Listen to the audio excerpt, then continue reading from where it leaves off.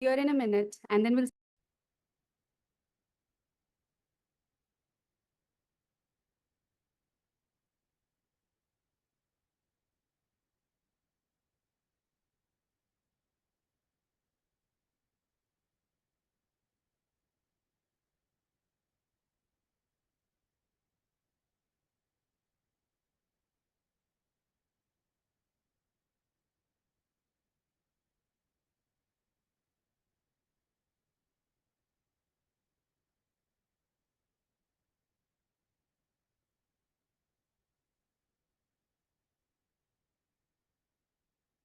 Good morning, everyone.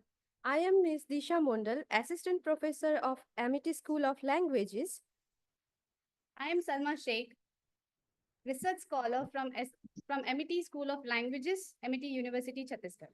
It is with immense pleasure that we welcome all the respected deans, directors, HOIs, faculty members, and dear students. We welcome you all to this prestigious two-day international conference on marginality and sustainable development goals in contemporary world literature, organized by Amity School of Languages, Amity University, Chhattisgarh. Before we begin, I'd like to take a moment to express our gratitude to the leaders whose blessings and visionary leadership have made this event possible. Honorable Dr. Ashok K. Chauhan sir, Founder President RBEF, Honorable Dr. Asim Chauhan sir, Chairman of Amity University Chhattisgarh, Honorable Dr. W. Selvamurthy sir, Chancellor of Amity University Chhattisgarh, Honorable Professor Dr. Piyush Kant Pandey sir, Vice Chancellor, Amity University, Chhattisgarh, Honorable Professor Dr. Saurabh Chaturvedi, sir, Pro Vice Chancellor and the Director of Amity Law School, Amity University, Chhattisgarh, and respected Professor Dr. Sumita Dave, Madam, Deputy Pro Vice Chancellor, Dean Faculty of Management and Commerce, Director of Amity Business School, Amity University, Chhattisgarh, we thank them for their unwavering support and guidance. This gathering brings together eminent scholars, distinguished guests, and esteemed faculty members in engaging meaningful discussion on literature's role in shaping sustainable futures and addressing marginality in today's world. To begin this momentous event, let us all rise for the national anthem.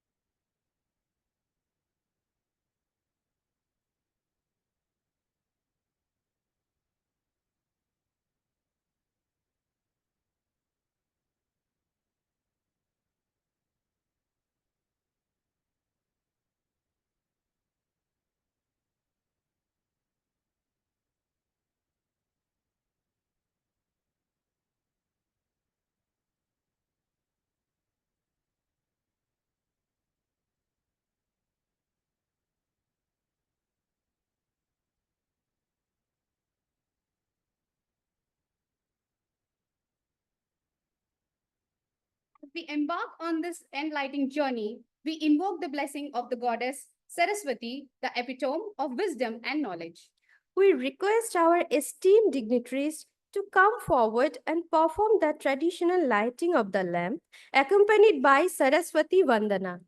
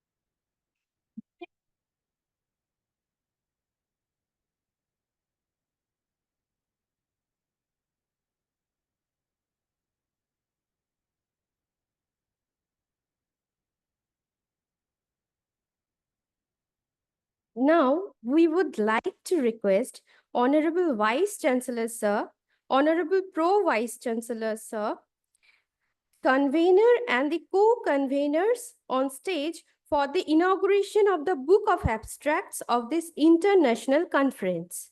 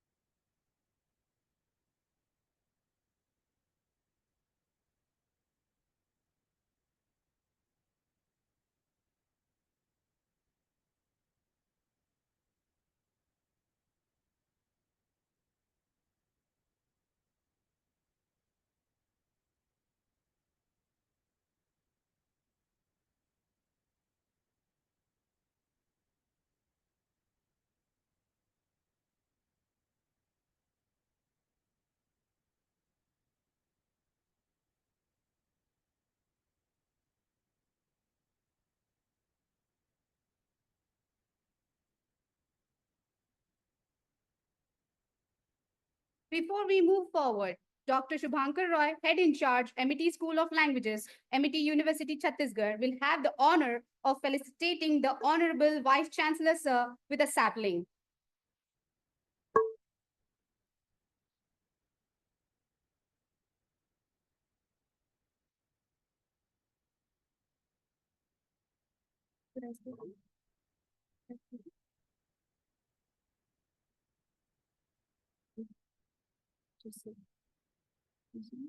To set the tone of this academic dialogue, we now invite Dr. Shubhankar Roy, Head in Charge, MET School of Languages, MET University, Chhattisgarh, the convener of this conference, to introduce the theme of the conference.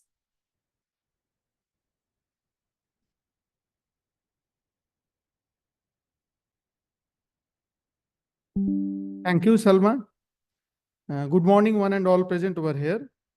With the blessings of our Honorable Founder President, Dr. Ashok K. Chauhan, Sir, Honorable Chairman, Amity University, Chhattisgarh, Dr. Asim Chauhan, Sir, Honorable Chancellor, Dr. W. Selvamurthy, Sir, Honorable Vice Chancellor, Professor Dr. Piyush Kant Pandey, Sir, Honorable Pro Vice Chancellor, Professor Dr. Saurabh Chaturvedi, Sir, and respected Deputy Pro Vice Chancellor, Professor Dr. Shumita Dave, Madam, Amity School of Languages is organizing a two-day international conference titled Marginality and Sustainable Development Goals in Contemporary World Literature. Yes. Voices, Visions, and Transformations. This event seeks to explore the dynamic relationship between marginality and the Sustainable Development Goals as reflected in contemporary world literature. The SDGs established by the United Nations aim to address global challenges such as poverty, inequality, gender discrimination, environmental sustainability, and access to quality education. Literature, as a powerful medium of expression, offers unique insights into these challenges by amplifying marginalized voices and exposing the lived realities of underrepresented communities. In contemporary world literature, marginality is depicted through the lens of race, gender, class, ethnicity, disability, and ecological vulnerability. This conference aims to investigate how literary texts interrogate and critique systematic inequalities while envisioning pathways towards social justice and sustainable futures. It brings together scholars, researchers, and writers to examine how literature not only reflects the struggles of the marginalized, but also becomes a catalyst for promoting the values enshrined in the SDGs, such as inequality, peace, and sustainability.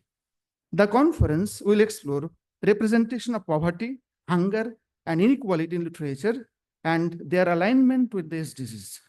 It will consider how literary texts portray gender, sexuality, and the fight for equality, as well as how they capture experience of migration, displacement, and the quest for belonging. Climate fiction and eco-literature will be analyzed for their responses to environmental crisis, while indigenous and minority voices advocating for cultural preservation and rights will also be foregrounded.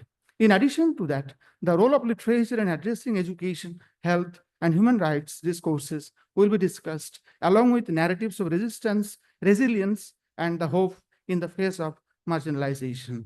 By bringing together diverse perspectives, this conference aims to foster a meaningful dialogue on how contemporary literature not only bears witness to marginality, but also offers transformative visions that resonate with the principles of sustainable development goals. Thank you all.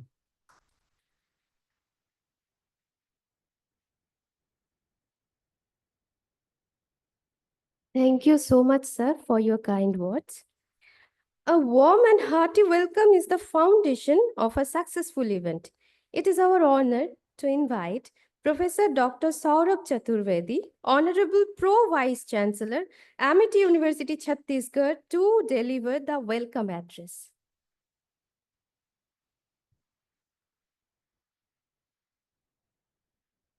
Ma'am, thank you very much. Honorable Vice Chancellor, academic guests with us, Dr. Mara Mills, Professor Dr. L.S. Gajpal sir, departmental heads, dear students and faculty members. In the beginning, I must congratulate the entire organizers for choosing such a wonderful topic, which is very, very important in the today's world. We are passing through with a transformation. When we can see the world is full of conflicts, which was initially based on the difference of opinion, then development of conflicts, and now we are seeing that the world is at the gate of wars. The literature has always been reflecting the world and giving them glimpse that what is right and what it should be. This particular topic, which is talking about how we can reflect the voice of the people who are at the power or who are at the marginal level, whether the literature is covering them. It is full of aspects, extents, and possibilities across the whole literature, whatever we are finding in all the languages prevalent in all the world. We can see that this particular topic, once it has been chosen, we are expecting that the people who have been contributing their views and opinions, which is being published by the department also, I can believe that there could be very good input coming from the scholars. It would be coming from the critics. And I'm sure we are come out with a very concrete idea that how we can improve the situation and how the literature would be reflecting all the opinions, which may be sometimes a difference or maybe a conflict. I must welcome all the dignitaries. I must welcome all the professors and the guests here. And I am looking forward that if all that would be contributing, the value would be there. My best wishes to the organizers. departmental head. And on behalf of the university, I'm welcoming all of them. Thank you very much.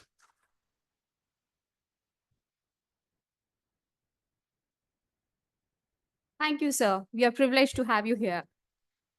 An event of this stature is graced by the presence of remarkable personalities. We are truly privileged to have with us Professor Mara Mills, Associate Professor, PhD Director, Department of Media, Culture and Communication, and Director of NYU Center for Disability Studies, New York University, USA. She is also a founding editorial board member of journal Catalyst Feminism Theory, Technoscience. In addition to her wide-ranging scholarship at the intersection of disabilities and technology, she made a Center for Disability Studies a hub for a public humanities and disability programming. She is a co-editor of the collection How to Be Disabled in a Pandemic, NYU Press 2025, funded by National Science Foundation, Crip Authority-ship, Disability as Method, NYU Press 2023, and special issue of the journal Oris on Disability and the History of Science, University of Chicago Press 2024. With your kind permission, sir, we now invite our esteemed chief guest, Dr. Mara Mills, to address the gathering. Thank you. Thank you so much for that introduction. I'm going to share a few slides. It's hard I can hear anyone at the microphone. It's hard for me to hear what happens behind the chairs in the room. So if anyone needs to reach out to me, come up to the mic and then I'll hear your question. Let's see. Yes, ma'am, you're audible. I can. Okay, good.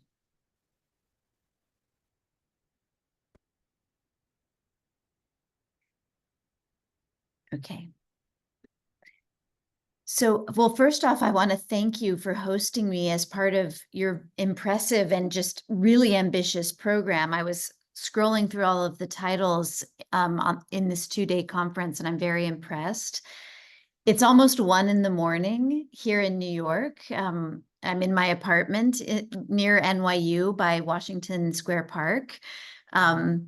So because it's so late for me, I'm afraid I won't be able to stay on Zoom all night for your whole conference, but I'm very honored to get to talk to you briefly as a disability studies scholar trained in literature and also history about disability as method. And this is a concept that I explore in 2 international humanities projects published over the last 18 months. One is a book that came out from NYU Press, as my introducer just mentioned, in fall 2023, Crip authorship, pictured on the left, co-edited with Rebecca Sanchez, and featuring a chapter by Professor Islam, who I think is in the audience. I saw him when I first arrived on the Zoom. And the other volume is a special issue of the journal Osiris, one of the journals of the History of Science Society, pictured on the right, on the topic of disability and the history of science. And that is co-edited with Jaypreet Verdi and Sarah Rose, and it was published a few months ago. So Crip authorship is a book with 35 short chapters that Rebecca Sanchez and I had been imagining and talking about for many years before we published it. Rebecca is a professor of literature and deaf studies at Fordham University in New York, and she works across English literature and American Sign Language. And we met when we both moved to New York about 12 years ago, and we decided to found Disability Studies minors. I'm so sorry to interrupt you. We would like to see it in a full screen. Can Yeah. you see it? Okay, let me see. Let me try to. Yeah. Let me see. I see. Hold on. Yeah. Thank you, ma'am. Is this better? Much better, ma'am. Thank you. Good. So we founded disability studies programs together at our universities about 12 years ago, her at Fordham and myself at NYU. And as our programs grew and became increasingly interdisciplinary, we found that we wanted a methods book to teach in our disability studies classes. Specifically, we wanted to invite authors whose work we admire and already were teaching to write short essays explaining their methods, which are often implicit rather than explicit in humanities publications. CRIP authorship, and I'm just showing a fragment of this very long 35-chapter table of contents on this slide. It was also influenced by disability activism during the COVID-19 pandemic. We had our first Zoom conference with the authors in 2020 at the very beginning of the pandemic, at a time when activists were circulating hashtags on social media, like hashtag disabled people told you, to promote disability expertise regarding chronic illness, remote work, and quarantine.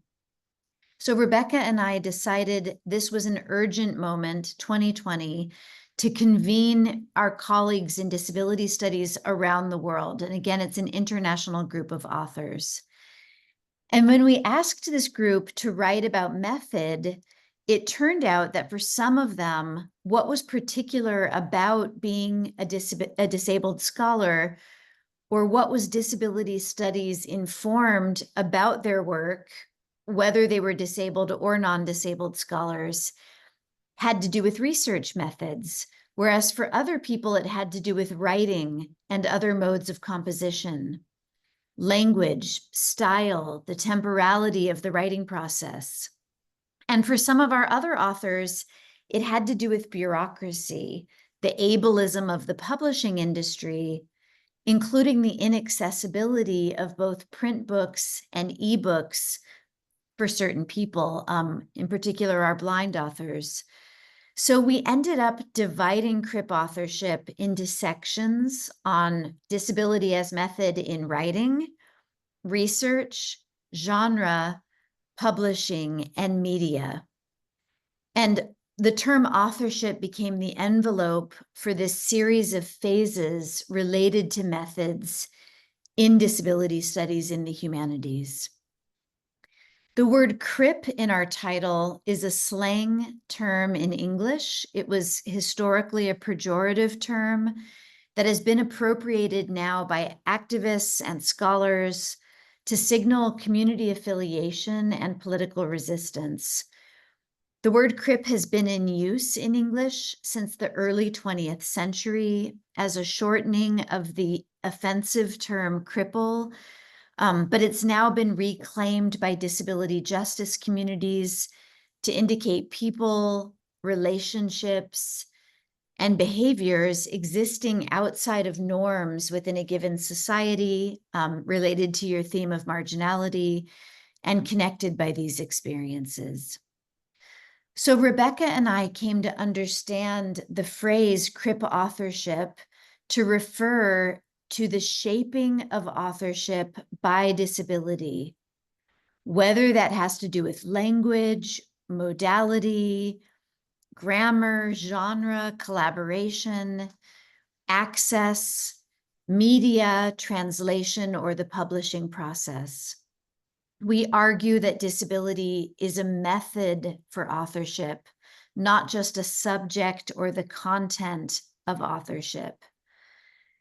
And scholars in disability studies had already begun using this phrase, disability as method, across several humanities disciplines in the 2010s.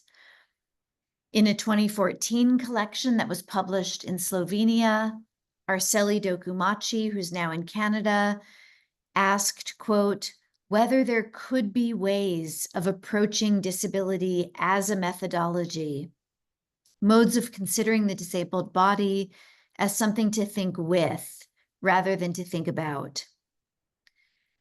She followed up that article in 2018 with an article in the journal Disability Studies Quarterly titled Disability as Method, in which she argued that there were new possibilities of media making informed by blindness gain. This is a term she uses instead of vision loss. she flips that term and turns it into blindness gain to think about blind design strategies and insights and other gains. In the fields of literary and cultural studies, the journal Lateral published a conversation in 2016 and 2017 between American scholars Julie Avril-Minich, Gina Kim, and Sami Schock, in which Minich asked that scholars reframe disability studies as a methodology rather than a subject.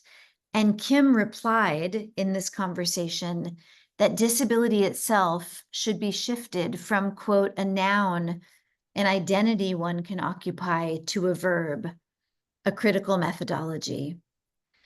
That same year in 2017, Canadian scholar Jonathan Stern and I published a chapter, a coda titled Dismediation for the anthology Disability Media Studies, in which we considered the ways disability as method was also sometimes a formula appropriated by industry. So we had a more pessimistic tone in this article, and we wrote, dismediation takes disability as method, not simply as content for media studies. We scrutinize the ways disability has been deployed as a routine, a program, or a resource in the history of technology. In other words, disability and disabled people generate our own methods, but these methods may also be capitalized on or pirated by others in ways that don't support disabled life or disability politics. This idea of disability as method and the trope of turning a noun into a verb has a tradition in the field of history as well. In 2001, US historians Paul Longmore and Lori Umansky published the anthology titled The New Disability History, in which they marked a strong distinction between the traditional history of disability and a new disability first disability history that centered disabled people and their perspectives. At that time, the history of disability in the US tended to be located in fields like the history of medicine, which depicted disabled people as anonymous patients or passive victims, imagined disability to be the sequela of disease or injury rather than a culturally complex phenomenon. And disability categories or terminology in history of disability before 2000 tended to be taken for granted and largely applied to historical cases in a presentist manner. Disability seemed disconnected from the historian, the archive, librarianship, research or interpretive methods. Disability history, by contrast, as one of the authors in that book, Kathy Kudlik, wrote, treats disability not just, quote, as a topic to be studied, but rather a tool of analysis. And disability historians pursued an understanding, in Kudlik's words, of all the elements, including politics, economics, and culture, that shape relationships for the disabled. So in CRIP authorship, Rebecca Sanchez and I extend this robust line of thought about disability as a tool or disability as method to questions of research and writing practices, literature and genre, and to media. The chapters in the book range from composition techniques to research strategies, to collaboration and care collectives, to disability aesthetics, to new disability studies genres, and to accessible media formats. Unlike some of the other collections I've edited that have a unified argument across every chapter, CRIP authorship includes quite a bit of dissensus between the authors. Dissensus has been a term theorized by others as a disability studies term, reflecting the plural nature of disability itself. So to give you a few examples of the topics and the friction among these topics that shows up in the chapters of CRIP authorship, one of our authors, Kelsey Acton, writing in the UK, writes a chapter about plain language writing, which governments use and which is also used by and for disabled people. And she writes this chapter in plain language about the history and politics of plain language as an accessibility strategy for disabled readers and writers. On the other hand, one of our other authors, Mel Chen, a professor at Berkeley, argues against clarity and against the fiction of universal access, and suggests that complexity is also a property of disabled writing. In the same line of thinking, author Remy Yurgo, professor at University of Michigan, actually just moved to Carleton in Canada, Remy writes about perseveration, repetition, and recursion as an autistic rhetorical form, not plain language at all. Another author, Lamar Jarrell Bruce, writes a chapter on madness and transgressions of grammar and diction in African-American literature and academic writing alike. Many other authors in CRIP authorship focus on methods of translation. For instance, the difficulty of translating the word CRIP from English into Spanish in a chapter by Robert McRuer, an American scholar. Professors Islam and Jana, in their chapter on disability life writing in India, explore the emergence of life writing or self-writing by disabled people in India around the 1990s, and the way this life writing differs from the individualist ethos, in their words, of public discourse regarding disability in many other national contexts. They also discuss its frequent focus on intersections with socioeconomic inequality or caste. Literary scholar John Lee Clark, in his chapter, describes the untranslatability of the deaf-blind language protactile. This is a photo on this slide of Clark telling a story in protactile, which he describes in a chapter in the book. The legal definition of authorship, as opposed to the colloquial one, relies on copyright. And for legal authorship to be granted to a work, according to the US Copyright Office, it must be, quote, fixed in a tangible medium of expression. In other words, the work must take a form that can be copied, a page, an audio tape, or a digital format. But when would a protactile work become copyrightable? What is a protactile author?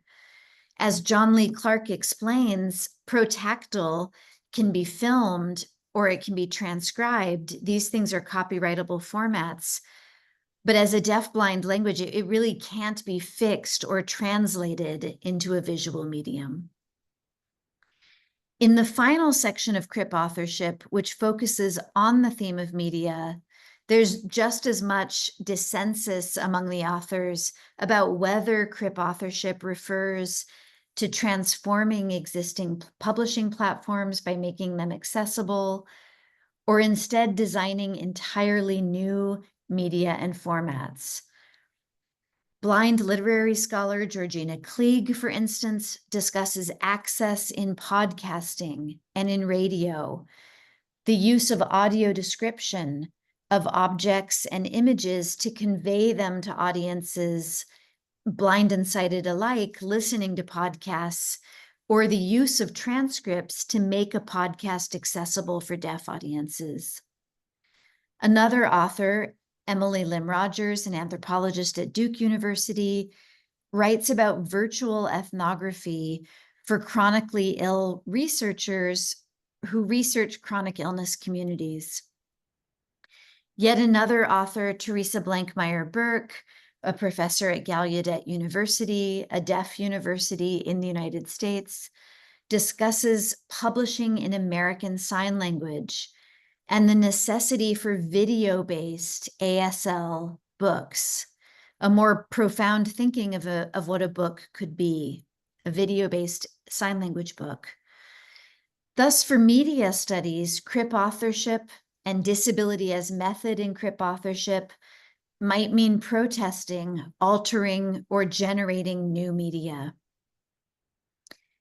In the introduction to CRIP authorship, Rebecca and I also discuss works like The Clearing, a book pictured here by poet and musician Jerome Ellis, that alter or CRIP typography to represent disabled communication practices and disability aesthetics. Ellis is someone who stutters, and in his book, this stutter is, quote, rendered in real time on the page. He uses 2 shades of type, dark and light, irregular capitalization and spacing, and repeated letters and words throughout the book. Ellis plays with typography to represent stuttering on the page and also to design the time of reading for the reader. How might we read with a stutter, he asks. In the page that's reproduced in this image, which is much too small for you to, the text is too small for you to read, Ellis cites the 18th century German philosopher Novalis in English translation. And the quote he cites is, "Every illness is a musical problem. It's healing a musical solution. Every illness allows various solutions." So illness is a method. Here he takes that from Novalis. Now, what I learned was missing from our discussion of disability as method in CRIP authorship became clear to me as I immediately began editing the Osiris volume pictured on the right on disability in the history of science after disability as a method CRIP authorship went to press. Namely, what was missing was a discussion of disability as method beyond the arts, humanities, literature, and design. In other words, disability as method in the sciences. And I'll briefly end my talk this morning or tonight for me on that note. Across fields of scientific research, similar to the situation with the outdated history of disability, disability has been a frequent object of investigation, an object made to yield generalizable truths. Scientists manufacture and mine impairments for insights into physiology, but disability and disabled people are not usually imagined to be the seat of insight itself. By most accounts, science defines disability, not the other way around. If modern science is defined as a rational, replicable, systematic approach to gathering data, defining facts, and making universal truth claims, disability is more often associated with irrationality, with variance, the particular, the minor. There are disabled scientists, they're in the minority, but they, like non-disabled scientists, often correct for individual differences when they are making repeatable observations. Thus, even in the case of disabled scientists, their specific disability is usually seen as non-essential to the research task, certain kinds of neurodivergence being an exception. Disability, in other words, is rarely imagined to be the source of expertise, especially the kind of expertise that produces rational, neutral, universal scientific knowledge. It might be the source of musical expertise, literary expertise, or artistic expertise, as we documented in CRIP authorship, but it took a different volume to document disability expertise in the sciences. Contesting this logic in the sciences, disability studies scholars and activists have recently coined terms like disability expertise, which I'm taking from scholar Cassandra Hartblay working in Canada, or disability, quote, activist affordances by Arceli Dokumachi, who I mentioned before, or disability gain. All of these terms emphasize the knowledge, skills, and technology arising from disabled experiences, relations, or networks. Disability expertise is grounded in personal or community expertise, whether that be embodiment, illness, or creative responses to misfitting, a term from Rosemary Garland Thompson, misfitting in an ableist built environment. Disability also entails the kinds of insight about norms and bias in infrastructure or protocols that comes from exclusion. As with other subjugated knowledges, to cite standpoint feminism, one often, quote, sees better from a standpoint of oppression. So in our Osiris volume, we examine many examples of disability expertise in the sciences and technology, having already looked at this kind of expertise in the humanities and arts in our other book. We also realized that expertise carries some pitfalls for disability scholarship because it can seem to require conventional intelligence, agency, authority, training, or results-driven kinds of inquiry. Expertise might limit our understanding of the pervasiveness of science in everyday life. It can reinforce status distinctions. It can privilege modern science. So to think with disability expertise, but beyond it, Jaypreet Verdi, Sarah Rose, and I, my co-editors, proposed the word sciencing to describe the vastness of engagement with scientific theories, activities, and methods by disabled and non-disabled people alike. And we found that the word sciencing had been coined already in anthropology in the 1930s, but for different purposes, to look at the ways science was used across social science disciplines. Our use of sciencing, especially disability sciencing, encompasses prediction, data collection, testing, natural history, organized interventions into the physical world before and beyond modern and Western science. And we thought about this word in analogy to the word tinkering. Tinkering has been ranged alongside engineering for many years in the field of history of technology. Sciencing is an analog. It makes room for open experiments, citizen science, crowdsourced observations. Everyday people discuss, debate, test, rehearse, and tacitly or formally learn scientific concepts from a young age. This term is also similar to the word musicking, a concept that is more recent in musicology. To quote music scholar Christopher Small, musicking is a process, a verb, and not an object, a noun. So in our Osiris volume, disability sciencing includes amateur archaeology, classroom cybernetics, gardening, critical conversations about biomedicine among MECFS activists, chronically ill activists. It also includes processes devised by disabled scientists to make their work within ableist lab or field environments.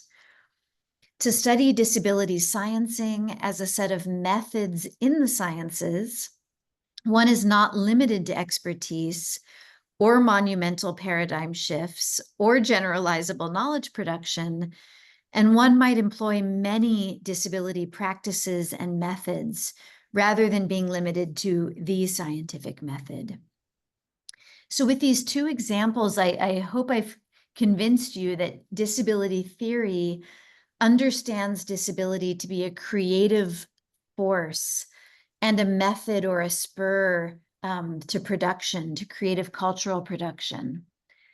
The mismatch between disabled bodies, minds, and built-in social environments leads to particular crip ways of thinking, being, writing, representing, and making. And disability as method spans the literary and scientific realms. I'll give the last word of my short talk today to literary scholar Tobin Siebers, who famously wrote in 2008, "The disabled body changes the process of representation itself.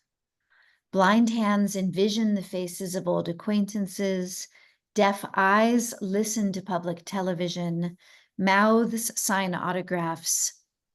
Different bodies require and create new modes of representation." Thank you. And I hope you have a wonderful conference, and I'll try to tune in tomorrow and also to watch what I've missed on the recording.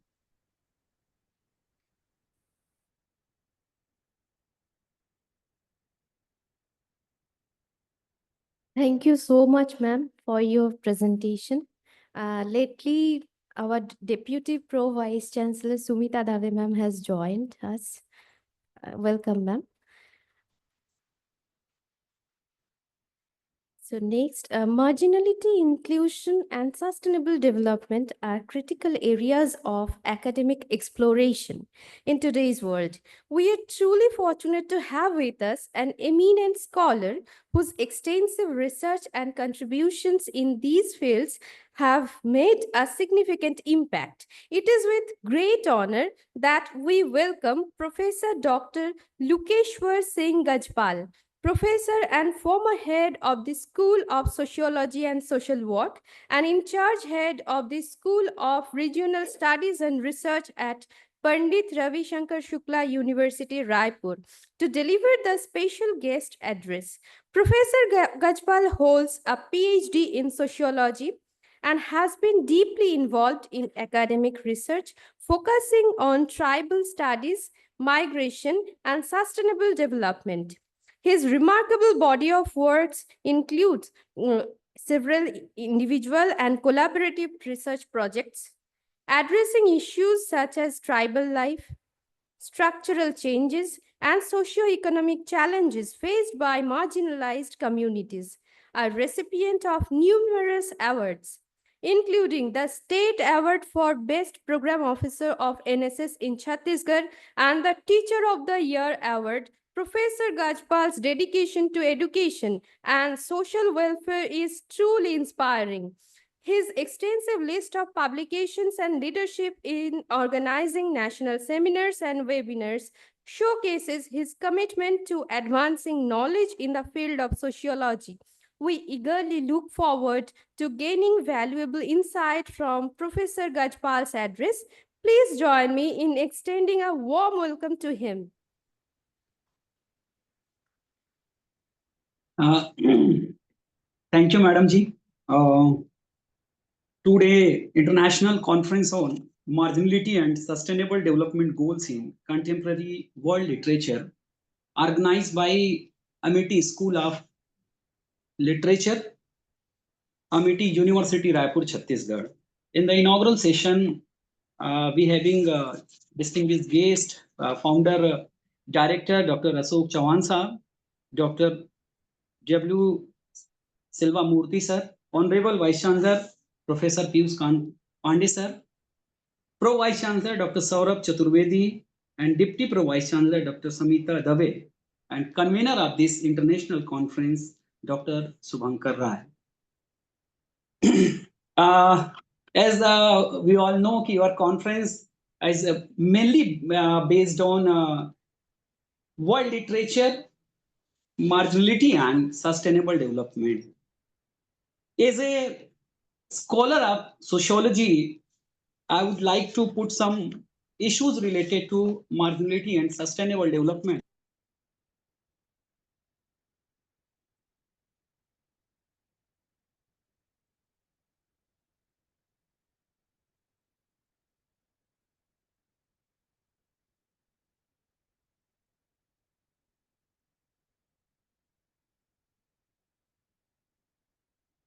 About the subaltern perspective to a study of any society. He said, without the understanding about subaltern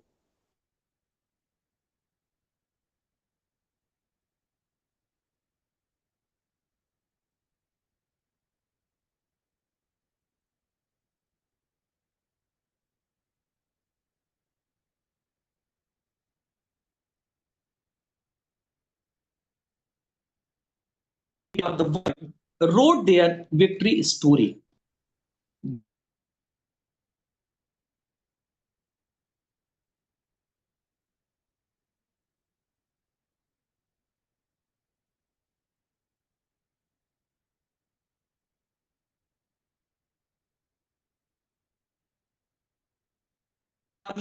The women's, they are the marginalized group who have already largely involved in our freedom struggle movement. But as Louis Dumas told, in victory stories, there is no place given in this marginalized group. So that he says that to all this country once again wrote about the contribution of marginalized group in the country's freedom movement must be discussed. As we know, during the Amrit Kal Mahotsav, after the 75 year of the independence, we have worked to find out our unsung heroes, and we have discussed their contribution and try to recognize him and also give them a space. So the main purpose of David Hardiman is that he always try to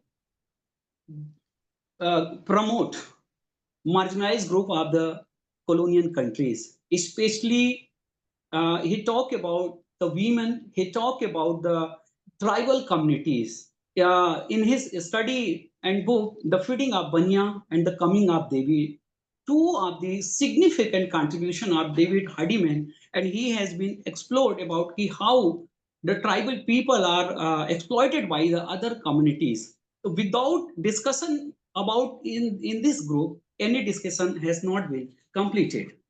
One other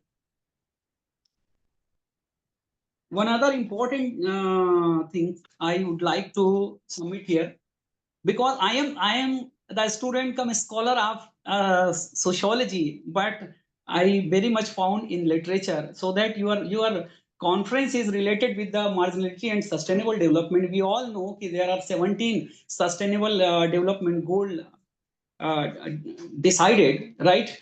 I think as we all know very well, now this day we are talking about NEP 2020 and Indian knowledge system. So that I would like to put some my views on NEP 2020 and Indian knowledge system. Our past thinkers, sons, and poets had been already given about sustainable development. At that time, there was not a sustainable development goal, but what I thought, whenever we discuss about the Sant Kabir's Doha, right? I would like to discuss some of the significant Sant of Indian society, especially about Sant Kabir. In my view, he was the great marginalized thinker and poet of the Indian society. We know he was not very much educated, but his whole life, he gave message to society about equality, peace, social justice.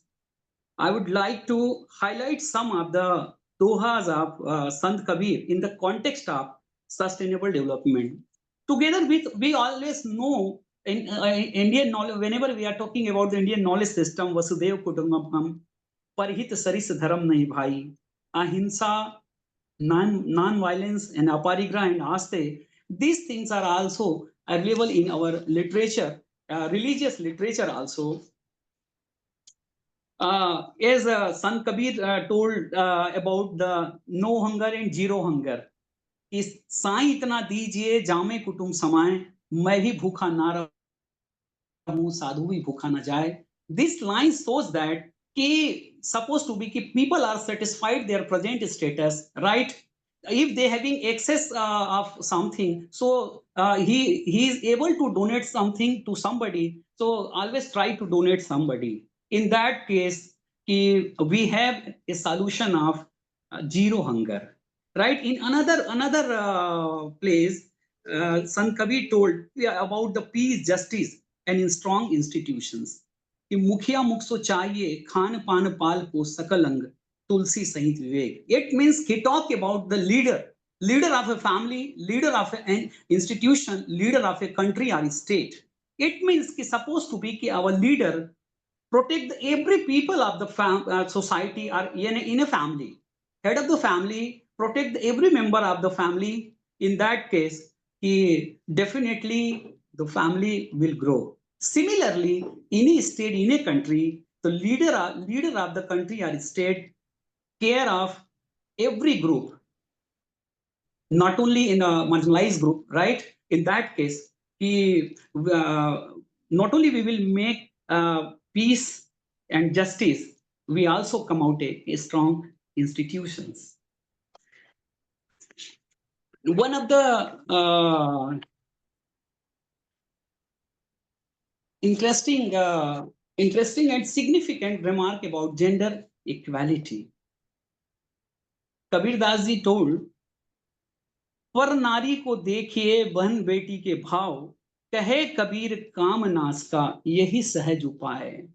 It means the meaning is that you should look at another woman with the feeling of your sister or daughter. This is the demand of time. If you read today's newspaper or watch the TV, what happened in some place of our country, we have seen today there are many cases of extramarital affair and sexual abuse and many type of abuse related with the girls and women also. So I think this code of the code of the Kabir Das is very significant in the context of gender equality. Again, I would like to repeat it कि पर नारी को देखिए बहन बेटी के भाव, कहे कबीर काम नास का यही सहज उपाय. The meaning is that you should look at the other women with the feeling of your sister or daughter, so that the sexual desire that arises after seeing another woman gets automatically destroyed. These things are already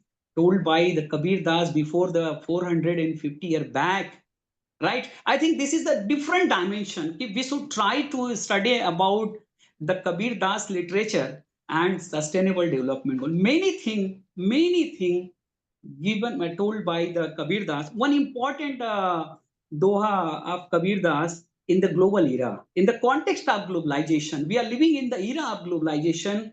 Kabir Das said कि कबीरा खड़ा बाजार में सबकी मांगे खैर, ना कहूं से दोस्ती ना कहूं से बैर. And Kabir stayed in the market and asking after everyone's welfare. No friendship with anyone, no enemy with anyone. We know in the era of globalization, right, we have seen conflict between Russia and Ukraine and also Gaza and Palestine. But if you come out a good economic country like India, so that you should maintain the relation with every country without, as a friend, not very close friend, but as a diplomatic friendship, right? So that in global era, how we can continue our society in the globalization context. So Kabir says that we should try to maintain a friendly relation with the every country and every society. This formula we can apply in our family, in our institute, so that whenever we are talking about the sustainable development goal, we can achieve through the thoughts of Kabir Das. It is my opinion. I don't know how many you people are agree with my ideology, but whenever I read the Kabir Das, many things I found in his Doha. And he also talked about those sustainable development goals, 16, peace and justice. One of the plays he wrote, कि मोको कहाँ ढूंढे रे बंदे, मैं तो तेरे पास, ना मैं मंदिर, ना मैं मस्जिद, ना मैं काबा Kailash. Today we have seen a lots of conflict related with the caste and religion. So that we having an insight of Kabir, we are going to find out God in a temple, in a mosque, in any religious place. But as Kabir told, God is in your soul, God is in your body. So you should try to find out your own soul. Through this way, we can create a peaceful environment in the society. One and two remarkable comments related to sustainable development. I would like to quote some of the novel writer, especially famous artist Dilip Chitre, and his novel Filling Up the Banyan Tree. This is a very significant novel, the best example of uprootedness of modern human beings and destruction of ecosystem for monetary gain in the name of development, its impact on environment and human life also. This novel is very significant in the context of environment protection. And he has been trying to give the message to society ki, what is the importance of banyan tree in our life, right? If we protect the plants, we also save our environment. One of the another thinker, Mukul Rajanand, promote social justice in his novel Untouchability in 1981. Right? We always know the Buddha and Dhamma. He always tried to discuss the issue of untouchable caste in India in his thought, and we all know he is the as such a father of father and founder of our constitution of India. In this occasion, I would like to put a new dimension related with the social media. It is my humble request to all the people, those who listen me, ki after coming up social media, media is a pillar of society. Before the social media, we having print and electronic media. But now these days, we having social media, WhatsApp, Instagram, X post. These media just I would like to create a question mark. We explain our own thoughts and own idea, innovative idea and thoughts in this social media. Is there social media marginalize our thoughts? This is a very different dimension. Many of the people are most of the time involved in the social media. They are chatting and post many things, right, which is irrelevant. Is social media marginalize our thoughts in our thinking process? You just think and write about this dimension. It is my request. They all researcher as Mara madam says that every illness is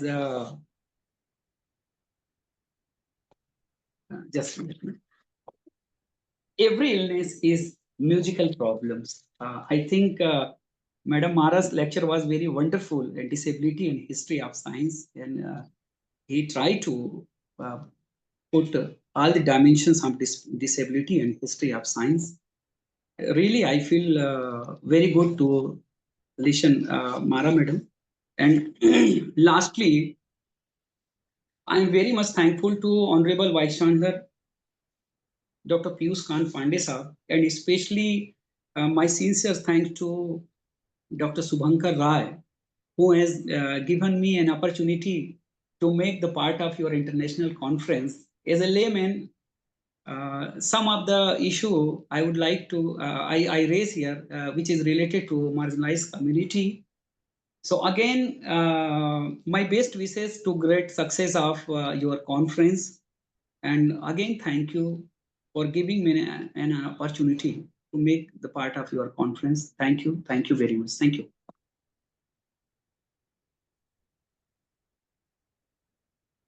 Thank you for adding your perspective to the theme, sir. Leadership that inspires and motivates is the heart of academic excellence. We are privileged to invite Professor Dr. Piyush Kant Pandey, Honorable Vice Chancellor Sir, Amity University, Chhattisgarh, Raipur, to deliver the presidential address. Thank you.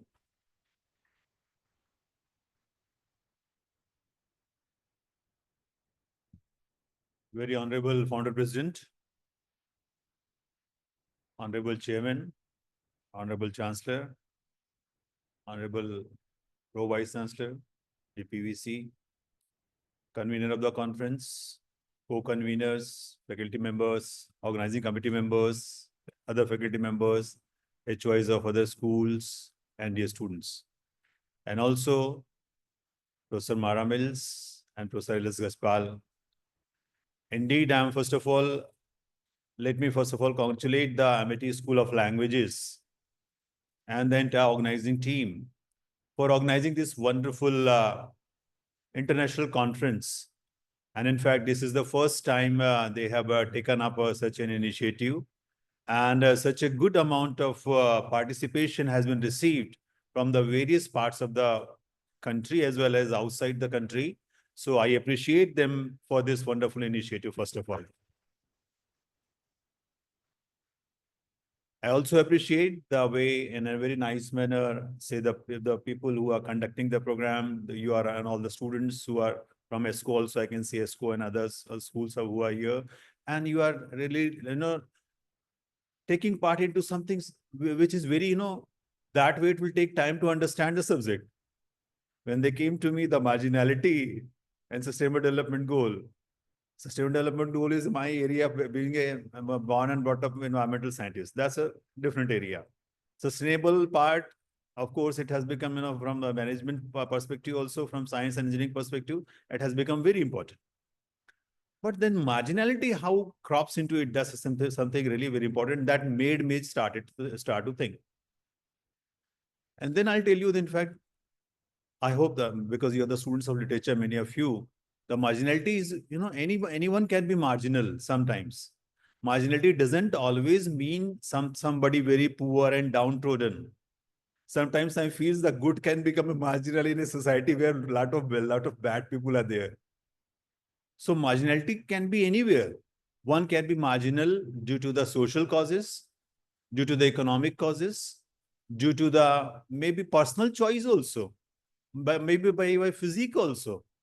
In a society of a bully people, if you are weak, then you become marginal. In a society where everyone is very good, having a good physique, if you are a little bit fat, then you become marginal. So anything can become marginal. So marginality is not limited to something, a very narrow definition. Anything can be marginal. And then, of course, social marginality, we mean a lot. And there I can tell you, and I can share you one of my personal experience, because I had been to the different parts of the world, and almost 1 year I was in Europe. So in Europe, I came across one community whom they called Roma. Those who had been to Europe, I think Professor will be knowing Romas. Romas are, other names are, we call them gypsies also. So by gypsy, you will understand them much better now, because in India, we call them gypsies. Now, who are those Romas and who are those gypsies? Initially, when I was in Germany, someday I saw some people with the, somewhat Indian looking, with the black hair, somewhat, of course, fair color, but their hair color was very black. So initially I thought that they must be from India. But when I told to my supervisor that there was a hotel was there where large number of such people were gathered, and they were discussing, and lot of, noises were coming. They were happy and all that. Everything was there. So I asked my professor, he was a white person, obviously. So I asked him, who are these people and what they are celebrating? He said, oh, be very careful. Be careful, don't mingle with them. I said, why? He said, they are Romas. So I could not answer anything at that moment, because Romas was something I could not understand. Initially I was having impression they are Indians. But he told me, no, they are Romas. So later on, I understood that Romas are a highly neglected, marginalized, almost ostracized society of the Europe. And who are they? Ultimately, I tried to study about them. They are basically really Indians. At some point of time, they started from India. Maybe those gypsies only, whom we call in our country as a gypsies, probably they moved towards the Europe. And initially, they were very much welcomed by the European society because, because labor was always a shortage in a cold climate country. So they were initially very much welcome to work as a farm workers and all that. But later on, obviously, because the economically earning and all that is less into them, population increase started to increase and all that. Today, Roma society is mostly, most of the, people are in illegal activities. The girls would be in prostitution, the males would be in as a thief, robbers and all that, everything. And they are not given the due rights and everything in the country. They don't have even the citizenship right. They may be living there since ages, but they are not considered citizens. So this is the plight. Now, again, now, as I can tell you that if you see them, probably you'll feel that they are Indians. Now, the same kind of marginalized society is everywhere in the world. Even in the most developed country like America. In fact, I was listening to very intently to Ms. Mara Mills. There also, ultimately, those who call us red Indians are basically, they call them Indians only. They call them Indians only. So those red Indians, जो लाल आपने कभी लाल पत्ता बांध के देखा होगा, all those, they are called red Indians, but they are they were the original owner of the American continent. Entire America was owned by them. Now they have been forced to live in a very limited area, which are known as Indian reservations. Those areas are called Indian reservations. They are not allowed to move out from those reservation areas. They were the owner of the whole America. Today, they are almost in open jails in the America. The same is happening in Australia. Australian aboriginals, those whom we call the aboriginals, are again, they have become marginalized. In our country also, we can take certain examples. You know it very well. So the thing is that this kind of marginality may be there every different parts of the world. In our society, and as I said, even marginality can be there between us and between over here, there be some people will be feeling them as a marginal. So how to capture the feelings of these people, how they can write, how they can aspire, how can they progress themselves, and how can they express themselves? I think literature is one of the best way of putting across this one. Those who have seen the movie Killing of a Mockingbird, has anybody seen? Anyone? You have seen? I propose you see that movie, Killing of a Mockingbird. That will, I think, it's based upon a novel also. So that novel is also there. If you read that novel, you will understand really what kind of marginality and how it is very nicely, it can be expressed in the form of literature and also as a social and as a digital media also. So those are the things which, ultimately each one of us, the God has made equal. I always believe no one should be any kind of marginality be there. But of course, these things are there. How that can be captured, how that can be corrected, I think literature is one wonderful way. And therefore, when ASL has taken up this very important topic of marginality and sustainable development goals, I think a very good meeting of that and a very good number of presentations and the papers which have come. I am very, very happy. And I wish that in fact selected papers should come out in the form of a good book also. And we should be the school and all the, even ESCO and together, they may be making further progress in this area. And we should be making this area of functioning as a one hallmark and one niche area of in our remedy system, because MIT University Chhattisgarh being located in a state of Chhattisgarh, which is one of the most predominant tribal state, I think, and we have a center of tribal development and also is there. This can be part, or this can be, you can take it separately. It should be taken up. And I appreciate the organizing committee and the convener, Shubhankar Roy-ji and Muhammad Islam for taking up, and all the members who are there. And I can see everyone, Madam, everyone is there. Let me not name them. I congratulate each one of you. And I wish that nobody should be marginal in our MIT system. Let everyone's aspiration should be coming out, and we should be working for the benefit of each one. So once again, congratulations and best wishes. And I'm very thankful to Professor Gachpal who brought very important, aspects of the social marginality. And Ms. Mara Mills, when she spoke very nicely about the disability, because you might be knowing, I think ABS always organizes one program where special children come to our university, disabled children, sir. I hope you must have seen them, or sometimes you should visit them. You'll find them, they have a lot of talents are there. In fact, some of them, whenever God gives them any kind of disability, it compensates into some special ability on some other area. So those things we need to identify, and therefore not discriminate the people based upon the any kind of issue which makes them marginal. So once again, congratulations and best wishes.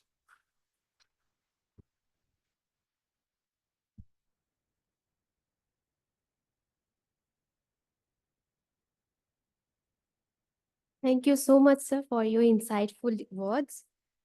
Every successful event owes its success to the contributions of many individuals. To formally extend our gratitude, we now invite Dr. Muhaiminul Islam, Assistant Professor of Amity School of Languages, Amity University, Chhattisgarh, to deliver the vote of thanks.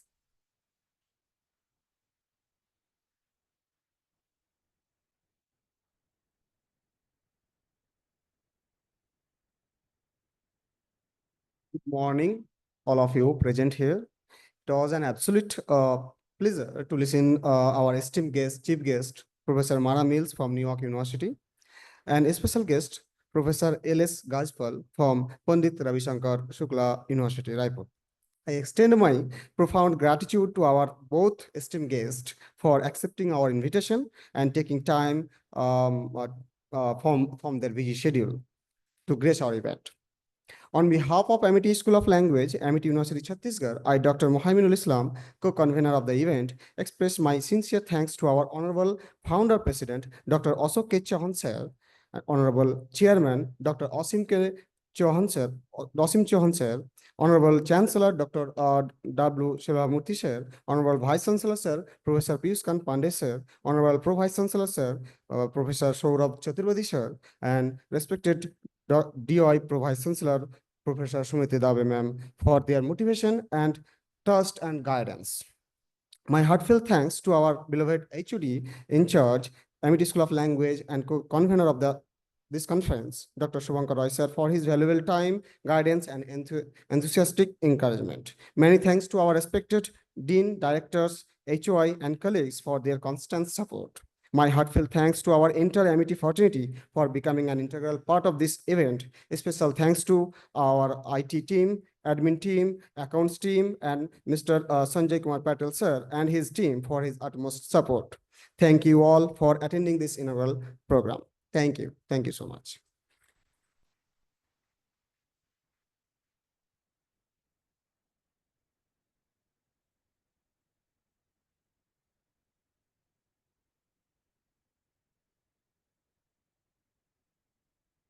With this, we conclude the inaugural session of our conference.